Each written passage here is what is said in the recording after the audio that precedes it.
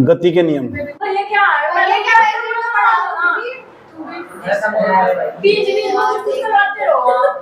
तो ये फिजिक्स है ना, तो ये चौथा चैप्टर है ना। 2 बजे मैंने टाइम दिया ना।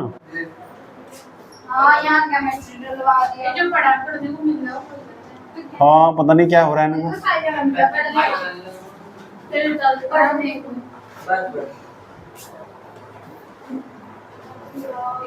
Control your language.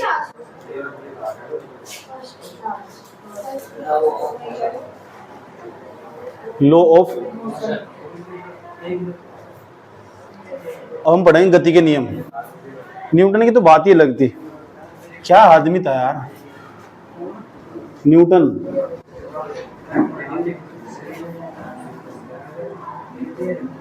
न्यूटन आओ समझते हैं, 3 नियम तीनों समझते हैं। न्यूटन की गति के कितने नियम? 3, और तीनों को समझने की कोशिश करते हैं। पहला नियम क्यों दिए गए, बड़े इंपॉर्टेंट बात है। नियम क्यों दिए गए? प्रथम नियम इसे हम जड़त्व का नियम भी कहते हैं। जड़त्व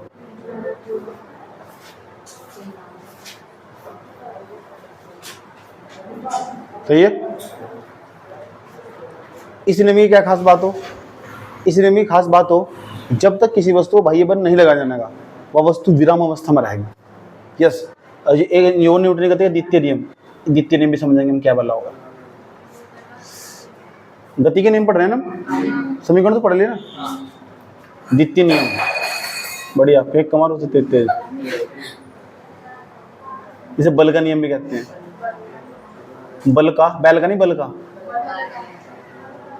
सही है। तीसरे एक तृतीय नियम। तृतीय देखो सही लिखा होगा हिंदी में, सही है।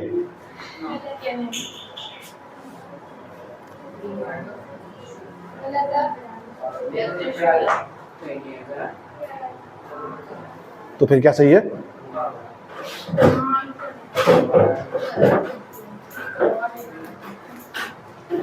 तृतीय नियम, थर्ड लॉ। इसे बोलते हैं एक्शन रिएक्शन लॉ। ओहो 1 2 3 ठीक। अब उसके बाद हमारे पास इसे बोलते हैं एक्शन एंड रिएक्शन लॉ। तीनों नियम समझिए, तीनों में पेपर मांगे पक्का। जब किसी इंसान की जिंदगी झंड हो जाना किसी इंसान की, तो उसका ये हाल हो, वो सोचता भी कर बैठा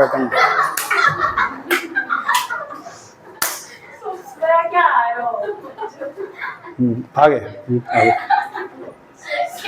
इधर ठीक ऐसे कर क्रॉस ऐसी।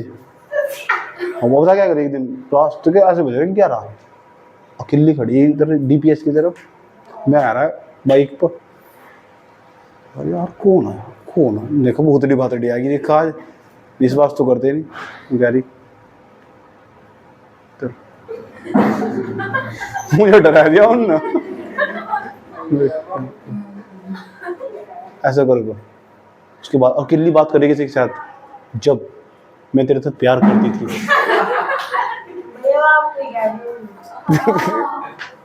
ना वो अकेली बात कर रही थी, उसने सुना गौर से। तो तेने मुझे धोखा क्यों दिया, आज मेरी जिंदगी जो तबाह हो चुकी वो तेरे चक्कर में हो चुकी। ऐसा बोल रही। जड़त्व का नियम किस चीज को हम जड़त्व का नियम कहते हैं? जड़त्व क्या हो, अगर कोई वस्तु विराम अवस्था में ना, यार एक बात बताओ, अगर ये वस्तु उस टाइम इस पर हमने बाहर से बल नहीं लगाया, गति कर लिया, तो कोई वस्तु तब तक गति नहीं कर सकती जब तक उस पर एक्सटर्नल फोर्स नहीं लगाया, बाह्य बल ना लगाया, ठीक, तब तक वह वस्तु विराम अवस्था में रहती है। दुनिया की कोई सी भी वस्तु उठा कर जाकर देख लो, न्यूटन की गति का नियम हर जगह फॉलो होगा, प्रथम नियम है न्यूटन की गति का, जब तक किसी वस्तु पर बाह्य बल नहीं लगा जाता तो वो वस्तु विराम अवस्था पर रहती है, जब तक उसको बाह्य बल नहीं लगा जाता। अगर यानी किसी वस्तु को गति करने के लिए जरूरत होती है बल की, अगर बल नहीं लगने का वस्तु विराम अवस्था में रहेगी, उसे रेस्ट पोजीशन कहते हैं। रेस्ट पोजीशन, रेस्ट पोजीशन जब तक किसी वस्तु पर बाह्य बल नहीं लगाया जाए, बाह्य बल नहीं लगाया जाता है, नहीं लगाया जाता, वह वस्तु विराम अवस्था, विराम का मतलब रेस्ट पोजीशन, विराम अवस्था में रहती है, अवस्था में रहती है। अब देखो मैं तुम्हारी जिंदगी में कैसे लागू करता हूँ उस नियम को। अगर थारा बजता नहीं, जब तक बंद नहीं लगाता मैं, पढ़ो तुम, गति आती है तुम्हारे अंदर। जैसे ही आज बजा, आज घर जाकर पिठाओगे, थोड़ी देर ठाओगे तो एक काम करो, थोड़ी देर पीट देता हूँ पहले। नियम पढ़ा रहा है ना, तो ये थोड़ा सोचो, अप्लाई करके देख लो। अब बता क्या भी मेरी सारी पढ़ क्यों नहीं रही है? अब बता क्या भी हमारी हो रही, एक पढ़ाई हो, एक करोड़ पढ़ाई है, 1 करोड़ मानो तू सुनो, उल्टे ऐसे हो रहे। इसे न्यूटन की गति का प्रथम नियम कहते हैं। इसे न्यूटन की गति का, यो न्यूटन की गति का प्रथम नियम है, ठीक। दूसरा, अब इसके एग्जाम्पल भी बड़े काम के हैं, देख लो, याद रहेगी बात है, अपनी भूलने कैसे।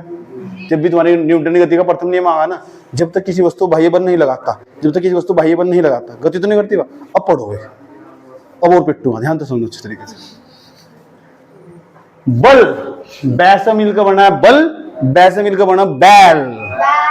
अब बैल भी क्या लगा वो, जब खेतों में जाकर हड़कू नहीं खींचता, बैल जानो किसे कहना, बता क्या हो बैल।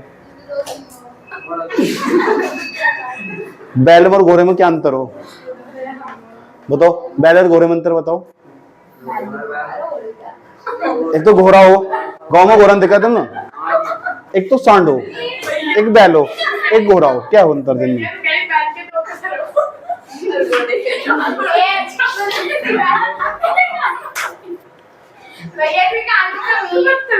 चुप, बताओ क्या हो बैल और घोड़े में अंतर? जब बायोलॉजी पढ़ोगे ना,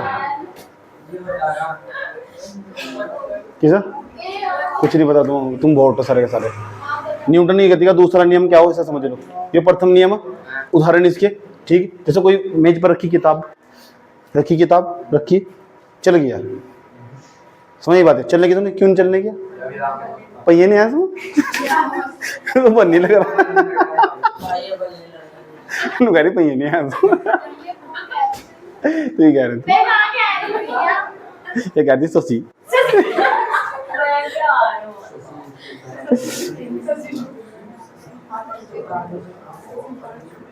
तो मैं तेरा लड़का, मैंने कहा ये ससी, तू कह रही अब छत्रपाल हो, छत्रपाल मैं तो लड़का हुआ। मेज पर रखी पुस्तक, द्वितीय नियम क्या हो? द्वितीय नियम हो F बराबर पिता की पत्नी, F बराबर पिता की पत्नी। माँ कौन हो? पिता की पत्नी। हाँ तो बस पिता की पत्नी तो याद रखना, दूसरा नियम है। इसका मतलब और भी डिटेल से समझाऊंगा पूरा नियम, पहले अभी इतना समझो, बेसिकली समझो हो क्या है।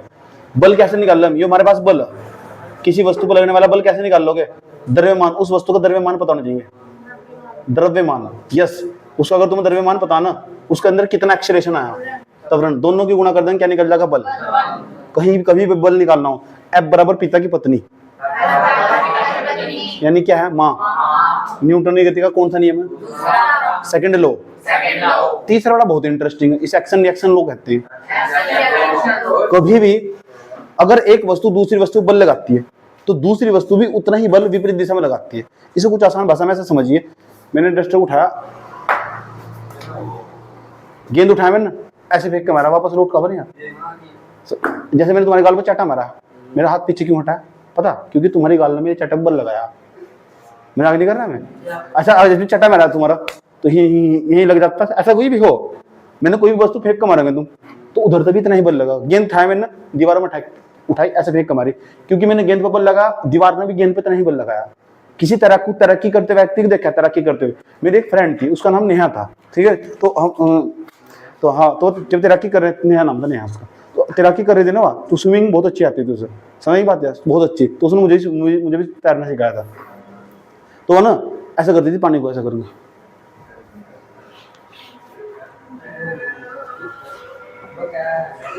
ऐसा करती थी, ऐसा करती थी, पानी घोटाती थी। जैसे उसने पानी घोटाया ना ऐसा करके, पानी ने उसको बल लगाया, तभी तो आगे जा रही है। हमने तैराकी करने वाला व्यक्ति भी न्यूटन की गति के तीसरे नियम का पालन करता। यस, हम जब किसी वस्तु पर जितना बल लगाएंगे ना, वही वस्तु हमारे पास विपरीत दिशा में उतना ही बल लगाएगी। इसे कुछ आसान भाषा में ऐसे समझ सकते हो। मान लो कोई व्यक्ति जा रहा है, जिस व्यक्ति के हाथ तेज होंगे ना, हाथ लंबे पड़ेंगे, वो ऑटोमेटिक ही तेज दौड़ेगा। कुछ ऐसा दौड़ो तो इसका मतलब बहुत फास्ट दौड़ रहा हो। तुम बिना हाथ चले, बिना हाथ को हिलाए चल के दिखा दो मुझे, और बहुत धीमी रफ्तार हो जाएगी तुम्हारी। क्यों? क्योंकि तुम हवा बल नहीं लगा रहे, तुमने हवा पे ऐसे बल लगाया, उसने भी तुम्हें इतनी तेज धोखा। जितनी तेज तुम्हारे हाथ गति करेंगे ना, इतनी तेज तुम्हारे पैर गति करेंगे। करके देख लो, देखो कभी भी देख क्या करें, एक्टिविटी कर रहे हो करोगे ही, देखो ऐसा करोगे नहीं, पूरा का पूरा पैर खुद ही लंबे पड़ेंगे। ऐसा नहीं हो सकता तुम्हारे हाथ तो सीधे ऐसे करो और तुम अपने पैर लंबे चला लो, नहीं चला सकते, दिक्कत खड़ी हो जाएगी। तुम्हें जबरदस्ती कर रहे हो तुम। और तुम बेसिकली जब तुम घर जाओगे भी, ठीक है नहीं, ऐसा करके जैसे खुशी है हमारे यहाँ, ऐसे चलो नो वही तो सब साथ में पीछे पड़ी रहा उसके हाथ लंबे नो ऐसे करेंगे, बस चल नहीं उठने गति तीसरे नियम का पालन दबाएगा। सही बात है, तो पता लग चुका है। और दूसरा एक और चीज समझो, जब तुम चल के आ रहे थे, तो जब जैसे तुम चल के आ रहे ना, तुमने पृथ्वी पर बल लगाया और पृथ्वी ने भी तुम पर बल लगाया। यानी हर व्यक्ति जो चल रहा है ना, न्यूटन की गति तीसरे नियम में चल रहा हो। हमने पृथ्वी पर बल लगाया चलने के लिए, तो पृथ्वी ने मेरे पैरों पर बल लगाया, इतना ही बल लगाया जब तुम मुझे चल जाए। समझ नहीं बात है। कभी व्यक्ति चल रहा है ऐसा कर, देखो मैं चलते देखो क्या देख रही है, नीचे हड्डी देख रही है, देख रही है। मेरी पैंट बढ़िया लग रही है आपकी, तो बढ़िया लग रही है पैंट, ठीक देखो मैंने ऐसा करके चल रहा हूँ, ऐसा करके। मैंने किस बल लगाया? चप्पल पर बल लगाया नहीं लगाया मैंने तो उसने पृथ्वी ने मुझे पैर को आगे उधर खेल दिया। तो इसे तो न्यूटन ने कहती है, कौन सा नियम बोल रहा? Third law. This is the third law of the Newton's law. Newton की गति का तीसरा नियम है, एक्शन रिएक्शन लॉ बोलते हैं। जब हम किसी वस्तु बल लगाते हैं तो वह वस्तु भी हमारे ऊपर उतने ही परिणाम का विपरीत दिशा में बल लगाती है। ये खुद लिख नहीं पाते। जब हम किसी वस्तु पर बल लगाते हैं, वो वस्तु भी जब हम किसी वस्तु पर लगाते हैं तो वस्तु भी हमारे पर उतना ही बल लगाती है विपरीत दिशा में, और इतने ही परिणाम का। मैंने कहता 10 न्यूटन का बल लगा के भेजा, तो दीवार भी कितना लगा कि 10 न्यूटन। मैंने चचा को उठाया, फेंक का मारा दीवार में, इधर चला 50 न्यूटन का बल, कितने का? तो दीवार भी कितने का लगागी? चचा गेंद तुरंत कैच कर लेंगे। जो गेंद इसे समझना, गेंद को उठाओ ऐसे दीवार को मारोगे, गेंद अंदर क्यों जाएगी? ऐसा होता है गेंद को फेंक के मारने पे नीचे भी गिरेगी, क्योंकि वहां न्यूटन के तीसरा नियम काम कर रहा है। समझ गए? ये सुन लो। और बताओ क्या आप सुनो और बताओ, न्यूटन के तीसरा नियम कहाँ लगा है अपनी जिंदगी में? तुमने यहाँ देखा होगा, जब तुम एक वस्तु बल लगा रहे हो उस पर इतना ही बल लगा रहा है। एक तो तरक्की करने वाला व्यक्ति होगा, एक उदाहरण ये होगा, पृथ्वी पर चलता होगा मनुष्य होगा, 2 होगा। घोड़ा जा रहा है, वो टप टप करके जाने ऐसे करके एक्टिंग वही कर दो वो भी न्यूटन के तीसरे नियम का पालन है। और बताओ क्या बल लगाया, वो पेपर में लिख दिए, ठीक। और बताओ, पता लग चुका। तो जब हम किसी वस्तु बल लगाएंगे, वो वस्तु भी यहाँ पर अपोजिट डायरेक्शन में उतना ही फोर्स लगाएगी, उतना ही बल लगाएगी। तो इसे न्यूटन की गति का तीसरा नियम कहते हैं। इसे क्रिया प्रतिक्रिया का नियम भी कहते हैं। क्रिया, हमने इधर तक क्रिया करी, उधर तक तुरंत प्रतिक्रिया होगी। हमने इधर तक क्या करी? क्रिया नहीं क्रिया। हमने इधर तक क्या करी? क्रिया। पहले तब तक क्या होगी? प्रतिक्रिया। इसका नाम है क्रिया प्रतिक्रिया का नियम। क्रिया प्रतिक्रिया का नियम।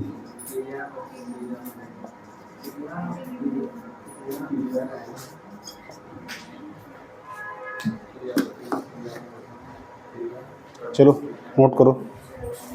लग रहे विराम का जड़त्व, जड़त्व के बारे में पढ़ लेगा हमने। जड़त्व हमारे पास कितने प्रकार का हो? जड़त्व 3 प्रकार का हो।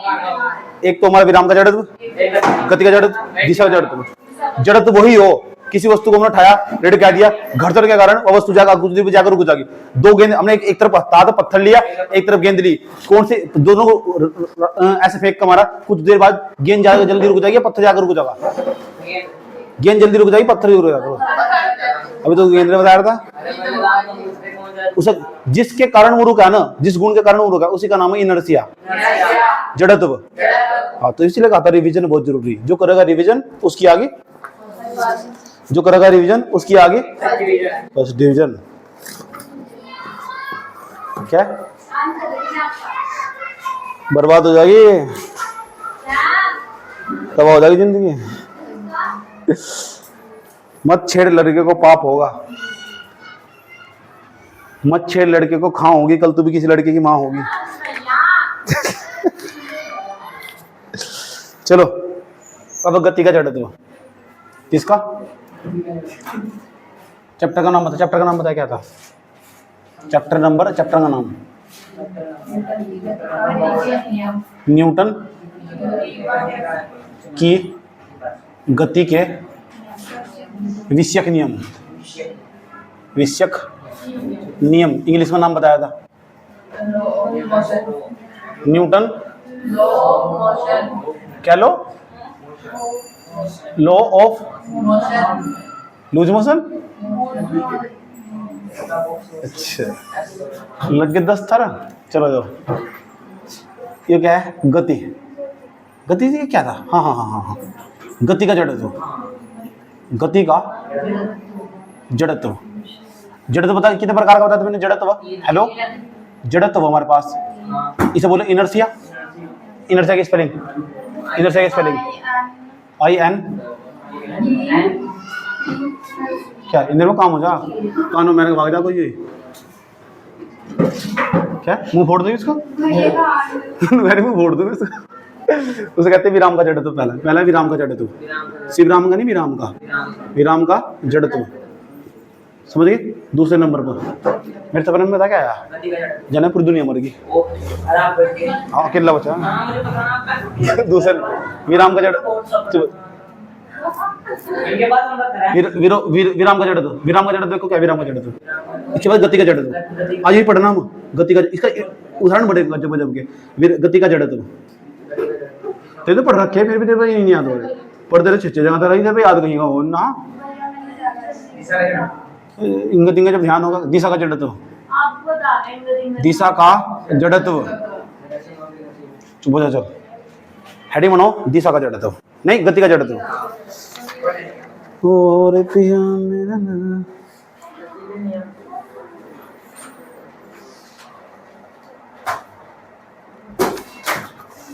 जानते हम गति का जड़त्व किसे कहती है? चले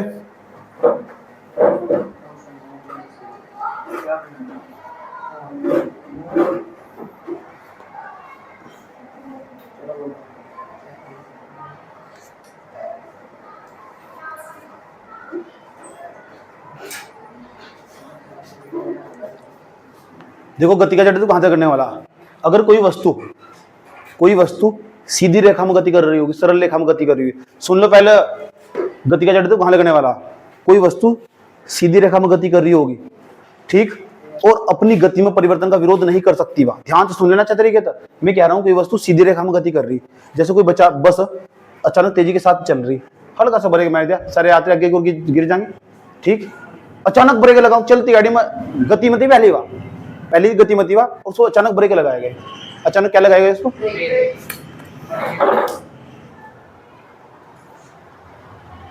रुआ रखा पंखे को भी, अचानक ब्रेक लगाए, सारे यात्री आगे गिर पड़ेंगे, वो भी जड़त्व। वे यात्री थे ना, वे भी गति में जाएंगे, इसे बोलेंगे गति का जड़त्व। आगे की ओर झुक जाएंगे, नहीं झुक जाएंगे अचानक।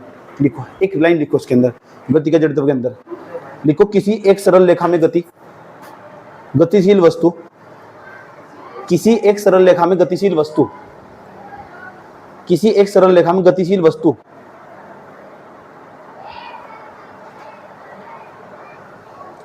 गतिशील वस्तु, किसी एक सरल रेखा में गतिशील वस्तु की असमर्थता।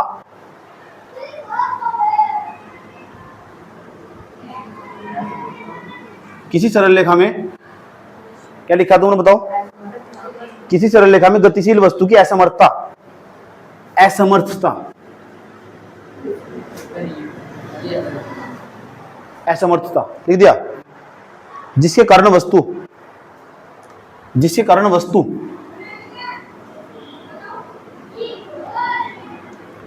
जिसके कारण वस्तु जिसके कारण वस्तु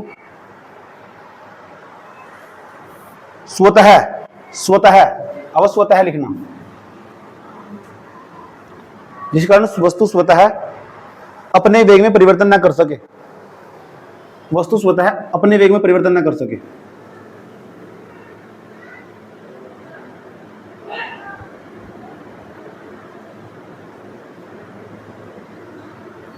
न कर सके, वस्तु अपने वेग में नहीं बदलाव नहीं ना, लेकिन जो यात्री है ना उनके वेग में जरूर बदलाव आ जाएगा, वे आगे की ओर झुक जाएंगे। जिस दर से गाड़ी चल रही थी उस दर से चलेगी, बस उसका क्या होगा, थोड़े ब्रेक लग जाएंगे। सही बात या? तो जिस पता लग गया ना, जड़त्व क्या हो? जड़त्व एक प्रकार की असमर्थता हो, असमर्थता। ठीक, तो अब वस्तु अपने वेग में बदलाव नहीं करने की, लेकिन जो यात्री ने आगे की ओर गिर जाएंगे, इसे बोलेंगे गति का जड़त्व। गति का नाम है ना गति का जड़त्व। दोनों चीज गतिमान अवस्था में होगी। क्या लिखा आप तो ये बताओ?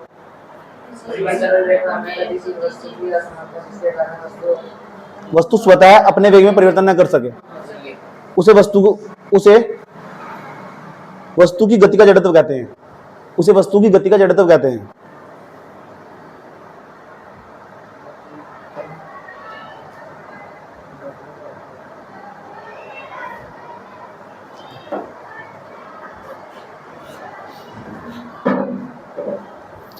पता लग चुका? गति का जड़त्व कहते हैं। अब इसके एग्जाम्पल, ये सबसे बड़ी चीज है, एग्जाम्पल इसके ध्यान तो सुन लेना। अचानक सुनो, मान लो तुम गाड़ी में बैठे हुए, यहाँ बस जा रही है, ऐसा करके बस पे बैठे हुए तुम, बस अचानक बैठे हुए, इतने सारे बैठे हुए हैं, सबको पिकनिक पे लेके जा रहा है। सही बात है, ठीक है, जोड़ा सिल वाले होगा तुम, ठीक। जैसे सुन लो, जैसे तुम पिकनिक बैठे हुए ना पूरे के पूरे, या ये सब एक साथ बैठे हुए, ठीक, ये तीनों एक सीट पे बैठे हुए, ये तीनों एक सीट पे बैठे हुए, ये तीनों एक सीट पे बैठे हुए, ऐसा करोगे, ठीक। या बाहर देख रही है, यहाँ ये आई 6 चश्मा वाली, सही बात, ये तो देख रही हूँ। यो ये बता क्या करा भाई जी, ये गाड़ी क्यों ये लगता है कि 30 है ना, ये और चीज पर तर्क उठाओगा, ये मेरे साथ कम्युनिकेशन करते चला जा रहा है। भाई जी ये गाड़ी चल क्यों रही, इसमें कौन सी गति, कौन सा नियम लग रहा है, ये मेरे साथ बात तो करता जा रहा है, इसका जुगाड़ है, ठीक। अरे यार अपना बाहर अलग ही दुनिया में, इसका शरीर तो यहीं से, दिमाग कहीं और। सही बात है। और जैसे पता लगा ना नंबर 1 मारे ड्राइवर भाई खतरनाक, जैसे नंबर 1 मारे दौड़ देसी, पता कहाँ से पड़ी जाकर दौड़ देसी, अगले वाली सीट में लगा तब चश्मा बेचारे का टूट गया। सही बात ये है। और टीना बाहर मुंह नहीं हो गर्दन इसका मतलब बता गया, इनका शरीर तो वहीं था, दिमाग कहीं और था।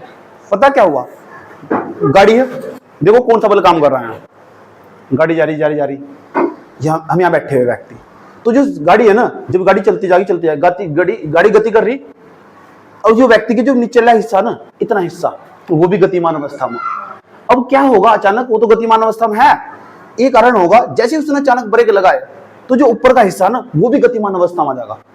अभी तक नीचे वाला हिस्सा ही गतिमान अवस्था में था, अब जो जैसे उसने ब्रेक लगाई, तो ऊपर वाला हिस्सा भी कह रहा है चल मैं भी चलूंगा, फिर जाता है नहीं आगे, धपधे से आगे झुक जाएगा व्यक्ति, ब्रेक लगाने पर व्यक्ति क्या हो जाएगा, आगे झुक जाएगा। जो नीचे का हिस्सा संपर्क बल के कारण, नीचे संपर्क हो रहा है मेरा गाड़ी, तो यहाँ संपर्क हो रहा है मेरा गाड़ी से, इतना हिस्सा मेरा गतिमान अवस्था में, जैसे वो ब्रेक लगागा तो मेरा जो ऊपर का हिस्सा आगे झुक जाएगा, वो भी गतिमान अवस्था में जाएगा। इसे बोल लेंगे गति का जड़त्व। बात समझ में आई है? पहला उदाहरण लिखो, चलती गाड़ी के अचानक रुकने पर, चलती गाड़ी के अचानक रुकने पर उसके यात्री आगे की ओर झुकते हैं।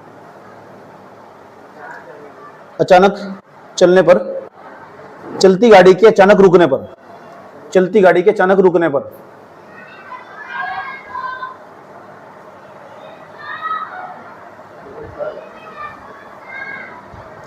चलती गाड़ी के अचानक रुकने पर उसके यात्री आगे की ओर झुक जाते हैं।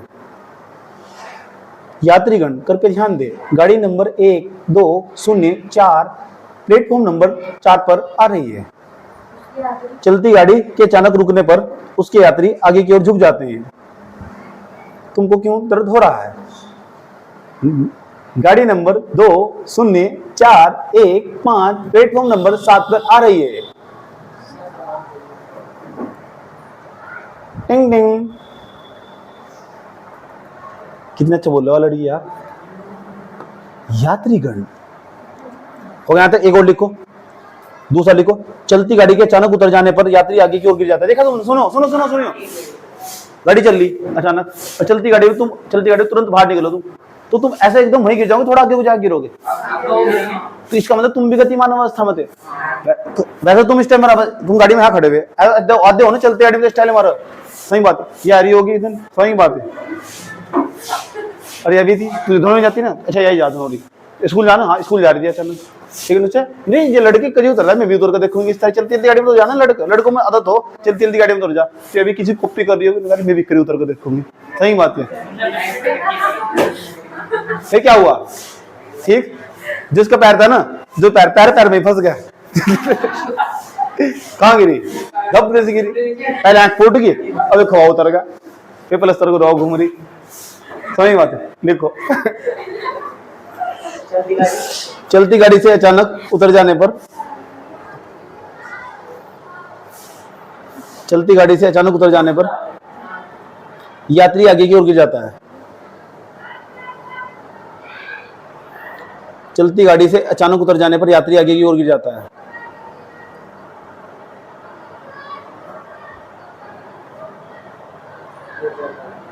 गिर गया, गिर गया।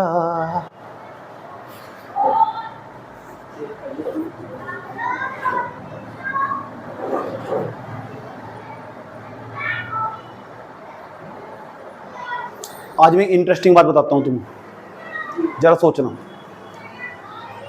यहां से सुनना अच्छे तरीके से।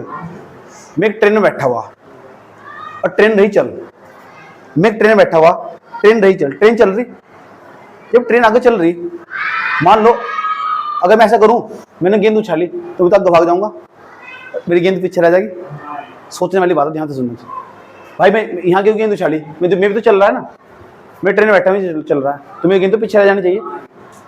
समझ रही मेरी बात? क्या कहना? मैं ट्रेन में बैठा हुआ है और ट्रेन में गेंद ऐसे उछाल रहा, ट्रेन भी चल रही, मैं भी चल रहा, तो मेरी गेंद पीछे गिरनी चाहिए, गिरनी चाहिए नहीं, लेकिन नहीं, तुम्हारे हाथ में गिरेगी। चेक करके देख लियो।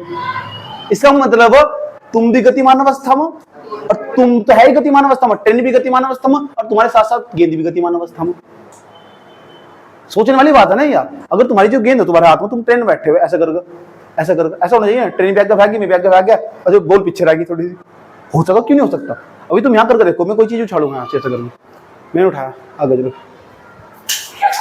मैं चल रहा ना, या इसका मतलब पक्की बात है, जो गेंद मैंने उछाड़ी थी ना, वह भी मेरे साथ गतिमान अवस्था में थी।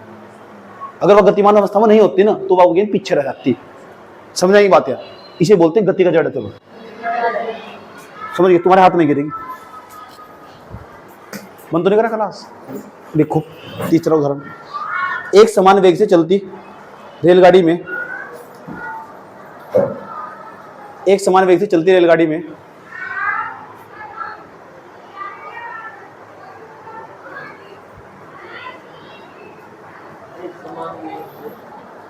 एक समान वेग से चलती रेलगाड़ी में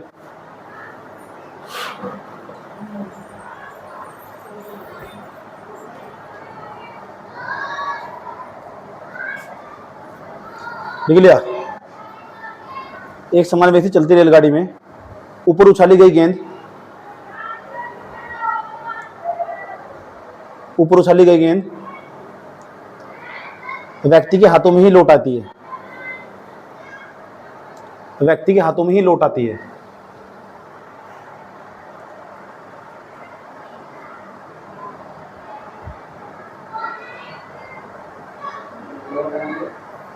लौट आती है, लिख दिया।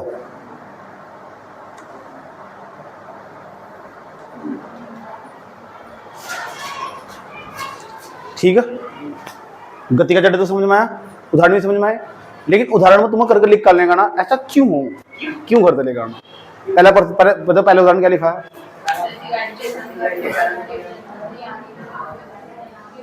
ये भी समझ लो। दिशा जड़त्व क्या हो? जब कोई बस जा रही है यानी अपनी दिशा का विरोध कर देगी। चलती हुई कोई गाड़ी होगी अपनी दिशा का, जिस दिशा में जा रही है उस दिशा में जाने की, उस अलग दिशा में जाएगी। देखो मान लो कोई यहाँ देखो, ये कोई रास्ता, ठीक, इस पर कोई गाड़ी जा रही है यहाँ से,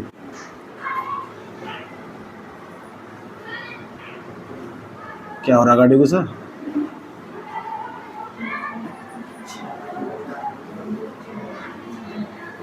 जा रहेगा। जैसे ही गाड़ी मोड़ पर पहुंचेगी ना, बिल्कुल ऐसा मोड़, वहां से ऐसा करोगे,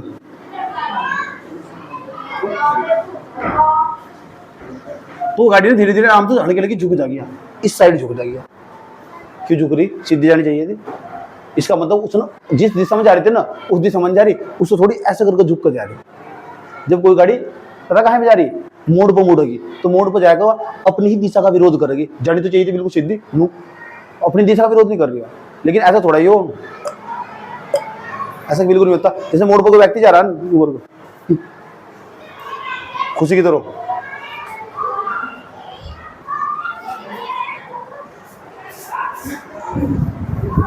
ऐसा थोड़ा है यार।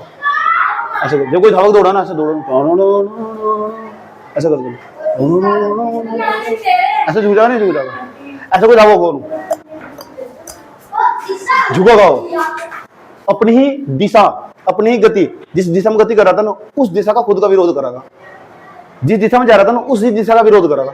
इसे बोलेंगे दिशा का जड़त्व। अब लिखो, किसी वस्तु की वह असमर्थता, किसी वस्तु की वह असमर्थता,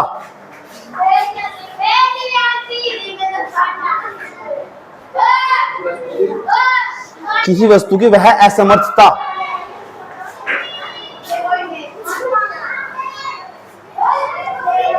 किसी वस्तु की वह असमर्थता जिसके कारण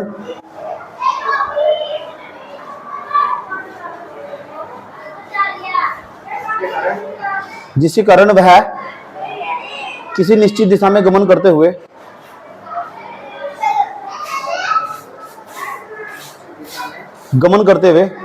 चलते हुए, किसी निश्चित दिशा में गमन करते हुए अपनी ही गति की दिशा में परिवर्तन नहीं कर सकती, अपनी ही गति की दिशा में परिवर्तन नहीं कर सकती।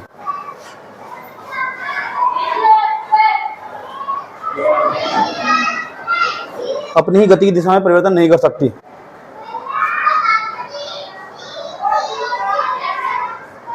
इसे ही दिशा जड़त्व कहते हैं। गति की दिशा में परिवर्तन नहीं कर सकती, अपनी ही गति की दिशा में परिवर्तन नहीं कर सकती, इसे ही दिशा जड़त्व कहते हैं।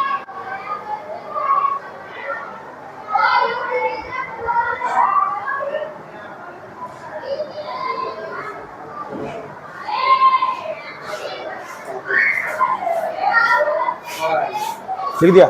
जैसे जब कोई बस दाहिनी ओर मुड़ती है, जैसे जब कोई बस दाहिनी ओर मुड़ती है,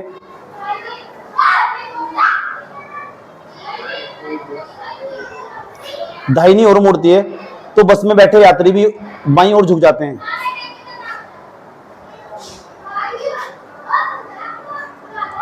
दाहिनी ओर मुड़ती है तो बस में बैठे यात्री भी बाईं ओर झुक जाते हैं।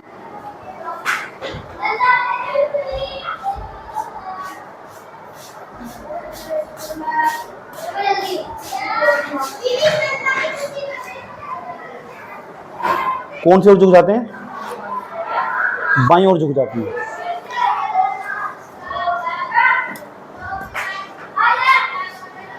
ओके भैया,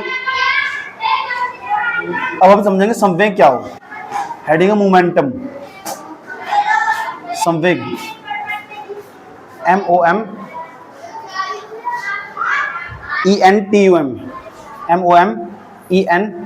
MOMENTUM, मोमेंटम।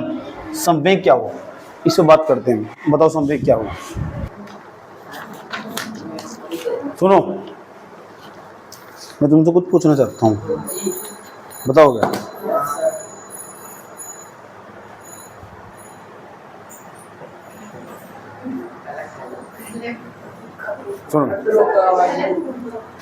सुनो, समान द्रव्यमान की दो वस्तु मेरे पास,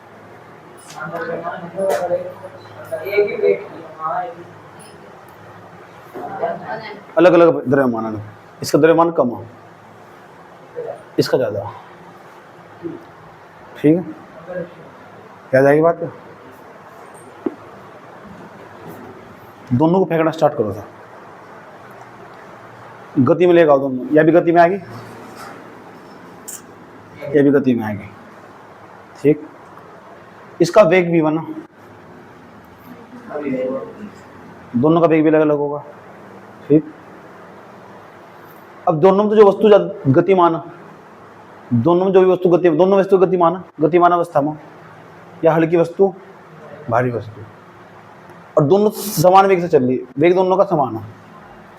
ठीक, अगर ये आप 50 मीटर प्रति सेकंड की स्पीड से चल रही है ना, तो भी 50 की स्पीड से चल रही है। अब बताओ, दोनों अगर मुझे किसी वस्तु को रोकना हो तो ज्यादा बल किस पर लगाना पड़ेगा?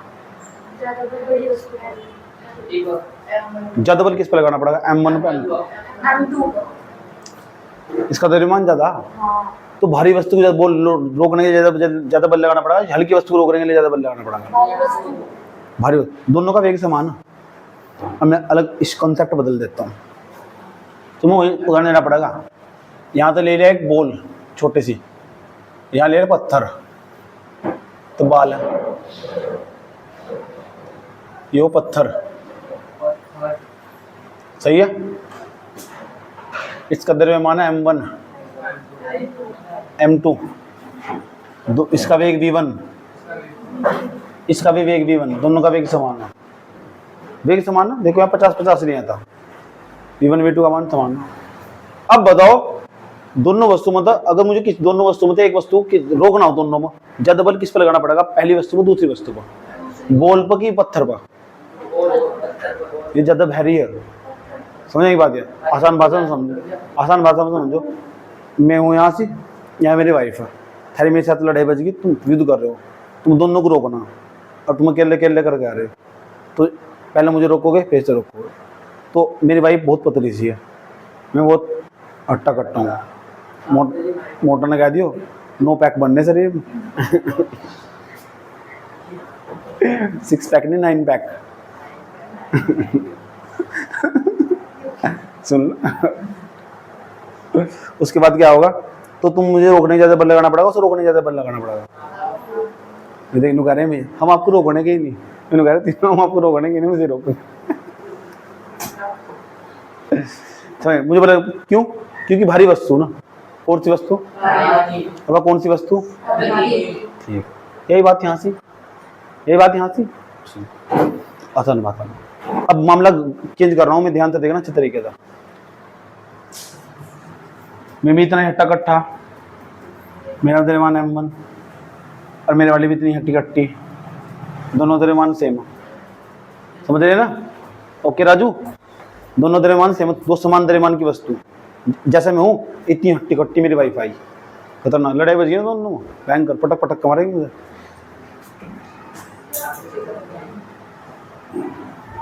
सही है, ये V1 वेग से चल रही, ये भी V1 वेग से चल रही, समझ बात है? ये V1 वेग से चल रही है, इसका वेग ज्यादा, इसका कम है, ये बहुत तेज आ रही, V1 का मान, और इसका V2, V1 का मान ज्यादा V2 से, इसका मतलब इस वस्तु का वेग ज्यादा, इस वस्तु का, ये बहुत तेज फास्ट जा रही है वस्तु। अब बताओ दोनों में तो कौन सी वस्तु को रोकने के लिए? ये मैं हूं, आई है, और ये वो हो,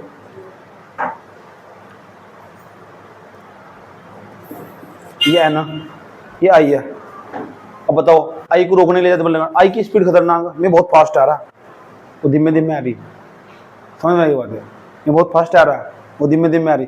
जो वस्तु तेज जा रही, उसको रोकना जल्दी खतरनाक काम बन जाएगा, बहुत तेज जा रहा है ना, उसको रोकने में ज्यादा बल लगाना पड़ेगा, तो इस पर ज्यादा बल लगाना पड़ेगा, इस पर ज्यादा बल लगाना पड़ेगा। आप या आपकी वाइफ पर? क्यों तेज आ रहे हैं? नहीं तो कह सको तुम, आपका वेग ज्यादा, फिजिक्स की भाषा में बात करो ना, आपका वेग ज्यादा, आपकी वाइफ का वेग कम, मतलब आपकी उसका, अरे जो भी होगी वाइफ साइड, उसका वेग कम, आपका वेग ज्यादा, यानी जो वस्तु ज्यादा वेग से गति कर रही हो, उसे रोकने के लिए उस पर जो बल लगाना पड़ेगा, ज्यादा लगाना पड़ेगा, तो उसकी गति ज्यादा होगी। बात समझ में आई है? कोई प्रॉब्लम है?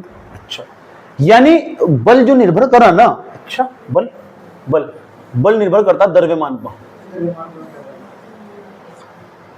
द्रव्यमान ये यो संवेग P बराबर हो m गुणा v। द्रव्यमान ज्यादा ना वस्तु का, यो संवेग ज्यादा होगा संवेग भी। द्रव्यमान की गुणा अगर हम वेग में करते, किसी कोई वस्तु कितने द्रव्यमान से चल रही, कोई वस्तु कितने द्रव्यमान की वस्तु है और कितने वेग से चल रही, दोनों का प्रोडक्ट, दोनों का गुणनफल, वो क्या कहलाता है? संवेग। याद आएगी किसका? वस्तु का। पता लग चुका? किसी वस्तु का द्रव्यमान कितना और किसी वस्तु का वेग कितना, उन दोनों की क्या करनी? गुणा। क्या निकल जाएगा? संवेग। पता लग चुका? यानी वस्तु का संवेग वस्तु के द्रव्यमान पर निर्भर करेगा और किस पर निर्भर करेगा? वेग पर। एक तो द्रव्यमान पर निर्भर करेगा और किस पर निर्भर करेगा? वेग पर। अगर बताओ द्रव्यमान ज्यादा तो वेग संवेग भी क्या होगा? अगर वेग ज्यादा तो संवेग भी क्या होगा? नोट करो, लिखो। हेडिंग बनाओ मोमेंटम, बना ली। अब लिखो किसी वस्तु का द्रव्यमान, किसी वस्तु का द्रव्यमान तथा वेग के गुणनफल को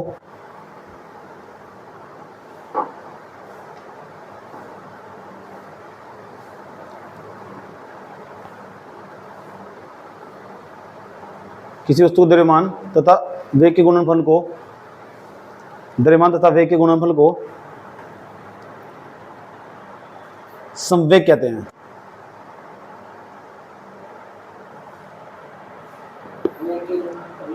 संवेग कहते हैं, इसे P से प्रदर्शित करते हैं।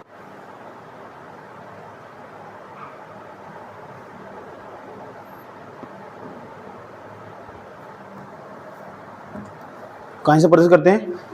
सूत्र लिखो, P बराबर m गुणा v है। P बराबर m गुणा v है, लिख दिया? अंदर पहले लिख कर बैठ जाओ, सोचो बहुत बड़े सेंस हो गए। मात्रक, संवेग का मात्रक लिखो, मात्रक। बताओ द्रव्यमान को क्या मैंने आपका किलोग्राम डैश, वेग को क्या मैंने आपका ग्राम मीटर प्रति सेकंड लिखो। किलोग्राम मीटर प्रति सेकंड, किलोग्राम मीटर प्रति सेकंड, किलोग्राम मीटर प्रति सेकंड। मात्रा लिखो किलोग्राम मीटर प्रति सेकंड।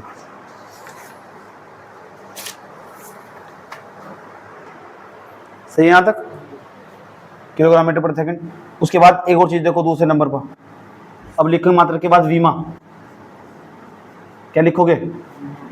विमा लिखो, उसकी संवेग की विमा। बताओ द्रव्यमान की विमा क्या हो? m नहीं होती, बड़े वाला m हो।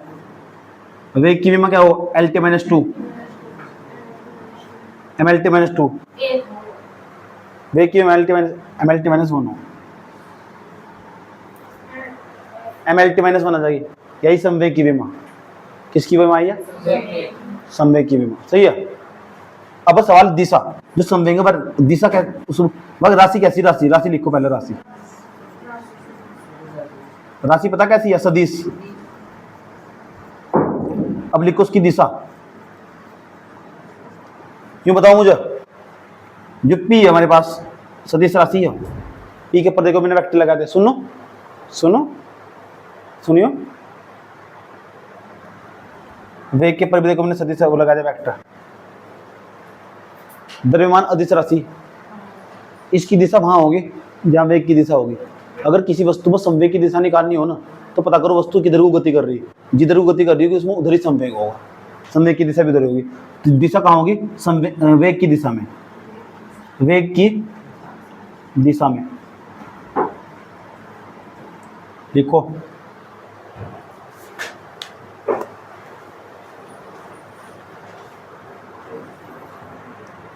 हो गया मुन्ना?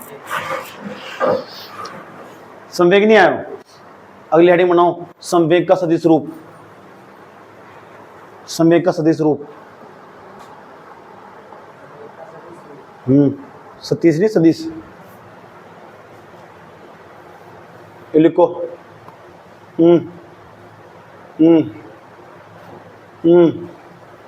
सदिश राशि है संवेग, और वेक्टर उसके ऊपर लिखा है सदिश राशि। ये लिखो P बराबर में mv। P के ऊपर वेक्टर, V के ऊपर वेक्टर। हमारी कमी तुम महसूस होगी।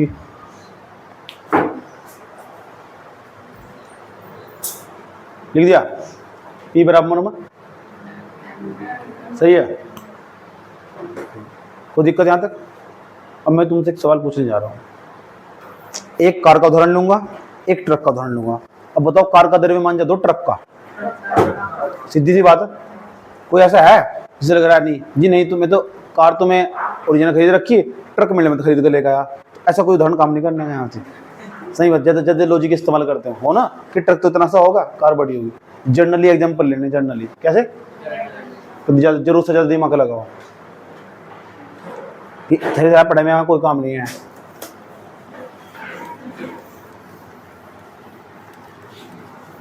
और सुनाओ भाई, कैसी कट रही तुम्हारी जिंदगी?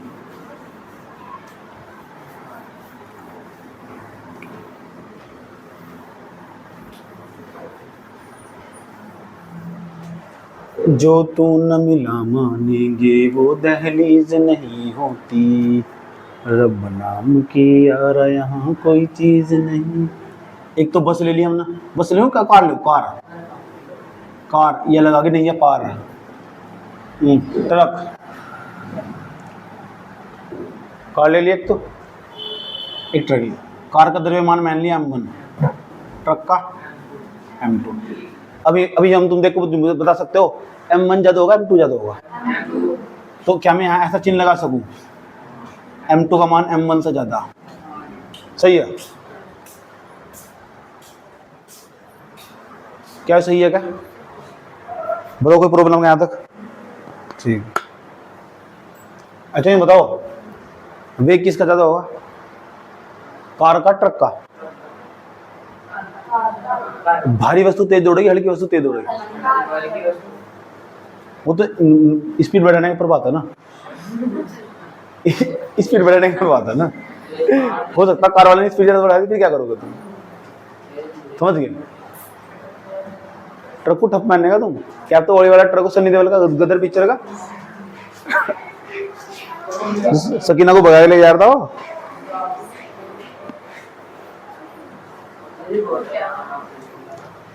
इसका संवेग हमने मान लिया, कार का संवेग पता कितना मान लिया हमने? P1। ट्रक का संवेग मान लिया P2। अब बताओ P1 बराबर क्या सूत्र बैठेगा? कार का संवेग बताओ कितना बैठेगा? M1। इसका वेग हमने V1 मान लिया। वेग कितना मान लिया इसका?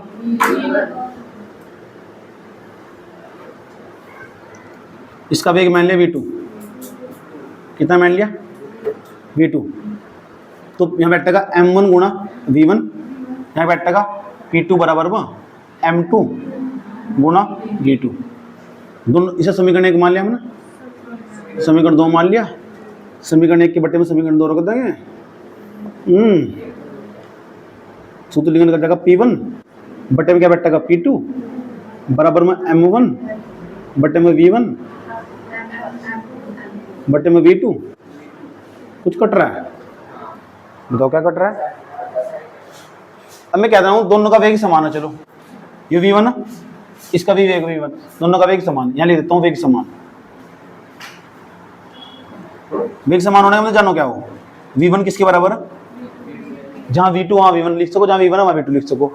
देखो क्या बैठेगा? P1 बटे में P2 बराबर में M1 गुणा में कितना? V1 बटे में M2 V2। V2 यहाँ क्या लिख सको? क्योंकि दोनों का वेग क्या है? कटिंग, यानी ट्रक और कार दोनों बराबर बराबर में चल रही। वेग समान होने का मतलब क्या बैठेगा? P1 बटे में क्या बैठेगा? P2 बराबर में M1 बटे में M2। एक सूत्र निकल के आएगा तुम्हारे पास, नोट करो, सारा डेरिवेशन नोट करो यहाँ तक।